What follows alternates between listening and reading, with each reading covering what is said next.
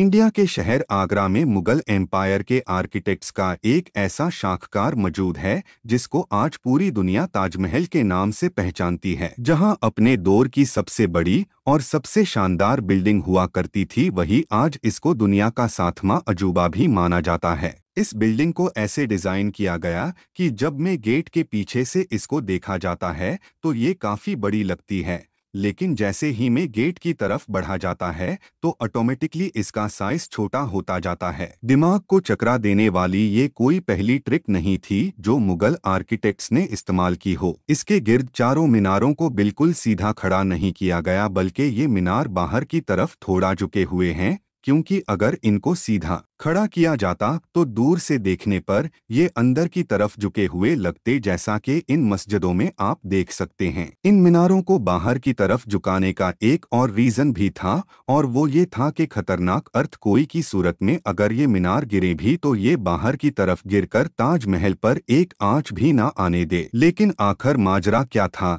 कि इसको बनाने वाले किसी सूरत में इस पर एक खराश भी बर्दाश्त नहीं कर सकते थे। ताजमहल के वो कौन कौन से राज थे जिनको 400 साल पहले छुपाने की कोशिश की गई थी, और जब उस दौर में कंक्रीट या स्टील ही नहीं हुआ करता था तो आखिर इस आलीशान मकबरे और इस पर मौजूद 40 मीटर ऊंचे डूम को कैसे बनाया गया, ये सब और इससे भी ज्यादा आप जान सकेंगे आज की इस स्पेशल वीडियो में।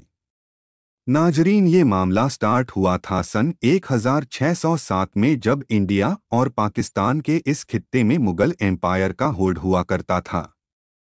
खुर्रम मुगल शहंशाह को सबसे ज्यादा अजीज था, इसी वजह से इसके हर जन्मदिन पर इसको हीरे जवाहिरात और सोने से तोला जाता था। यानी जितना वजन शहजादे खुर्रम का होता था उतना ही खजाना इसके नाम कर दिया जाता था।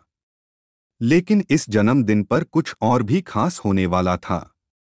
मुगल शहंशाह ने शहजादे खुर्रम की शादी अपने एक वकील की बेटी के साथ कर दी, जिसको मुमताज महल के नाम से जाना जाता है।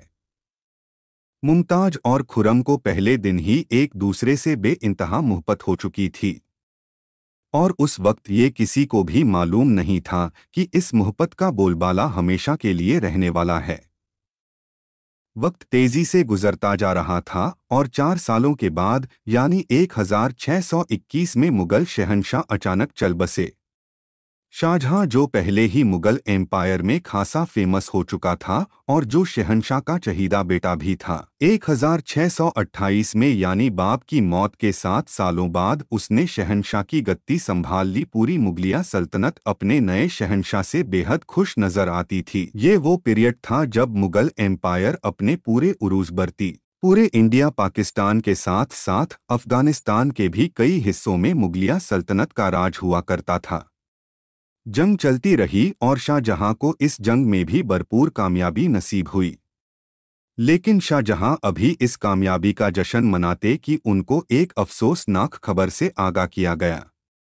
मुमताज महल, जो कि शाहजहां के 14वें बच्चे को जन्म दे रही थी, उसकी हालत बिगड़ गई और 17 जून सन 1631 को वो ना चाहते हुए भी इस दुनिया से चल बसी। पूरी मुगलिया सल्तनत का जश्न देखते ही देखते मातम में बदल गया। कहा जाता है कि इस गम की परछाई ने शाहजहां को काले अंधेरों में धकेल दिया था। अगले 8 दिनों तक उन्होंने कुछ नहीं खाया और अगले 2 सालों तक ना कोई मौसीकी सुनी और ना ही परफ्यूम लगाया। मुमताज महल ने मरने से पहले एक आखिरी ख्वाहिश की थी। वो चाहती थी कि उनकी कब्र दुनिया के सबसे खूबसूरत मकबरे में बनाई जाए। इस टास्क को और मुमताज महल की आखिरी ख्वाहिश को पूरा करने के लिए शाहजहां ने अपनी सारी दौलत और पूरी जिंदगी वक्फ करने का इरादा कर लिया। मुमताज के गुजरने के 6 माह बाद यानी 1632 में ही ताजमहल की कंस्ट्रक्शन का काम शुरू कर दिया गया। करीब 20,000 से भी ज्यादा मजदूर, पत्थर तराश और कारीगरों को पूरी सल्तनत से इकट्ठा किया गया। लश्करों के लश्कर शाहजहां के हुक्म पर आगरा बुलवा लिए गए थे। क्योंकि मुमताज की कब्र यमुना रिवर के बराबर में मौजूद थी, इसी वजह से इस जगह पर दुनिया की सबसे खूबसूरत बिल्डिंग बनाना काफी मुश्किल टास्क था। रिवर के किनारे जमीन काफी सॉफ्ट होती है और अगर यहाँ खुदाई का काम किया गया तो पानी का बहाव ताजमहल की फाउंडेशन को भी नुकसान पहुंचा सकता था। इस सारे काम को अंजाम देने के लिए मजदूरों के साथ साथ हाथियों की एक बहुत बड़ी फौज को भी इस्तेमाल किया गया। बाप के मकबरे से मीनारों का आइडिया लिया गया, दादा के मकबरे से बिल्डिंग कोर का आइडिया लिया और अपने किचन को मकबरे से डूम का आइडिया लिया था। और जब इन सबको कंबाइन किया गया तो एक शानदार और आलीशान बिल्डिंग। कई सालों की मेहनत के बाद बिल्डिंग का स्ट्रक्चर कंप्लीट हो चुका था और अब बारी थी इसको संगे मरमर से सजाने की। ये संगे मरमर आगरा से 400 किलोमीटर दूर राजस्थान से मंगाया जाना था, क्योंकि यहाँ का मकराना मार्बल आज तक दुनिया का फाइनेस्ट मार्बल माना जाता है। शाहजहां ने ताजमहल के लिए पूरा मकराना मार्बल रिजर्व कर लिया था, यानी जब तक ताजमहल की डिमांड पूरी नहीं हो पाएगी तब तक किसी को भी यह मार्बल खरीदने की इजाजत नहीं थी। एक हाथार हाथियों की मदद से हाथारों टन वजनी मार्बल राजस्थान से आगरा मंगाया गया। ताजमहल का यह खूबसूरत डूम इतना बड़ा है कि इसका अंदाजा सिर्फ आंखों से देखकर ही लगाया जा सकता है। आजकल इस तरह के डूम बड़ी आसानी से स्टील स्ट्रक्चर पर बनाए जा सकते हैं, लेकिन 400 साल पहले 40 मीटर ऊंचे डूम को बनाने में उनके पास सिर्फ पत्थरों का ही सहारा था। मार्बल को बड़ाई बारात देते कैसे लगाया जाना था। पेट्रा धूरा एक ऐसी कलकारी को कहा जाता है जिसमें कीमती पत्थर को मार्बल के अंदर तराश कर लगाया जाता है। मार्बल को बड़ी महारत बारीकी से कीमती पत्थर की शेप के हिसाब से तराशा जाता है और फिर उसमें पत्थर को ग्लू के जरिए चिपकाया जाता है। ताजमहल पर इस्तेमाल होने वाली ग्लू कोई आम ग्लू नहीं थी।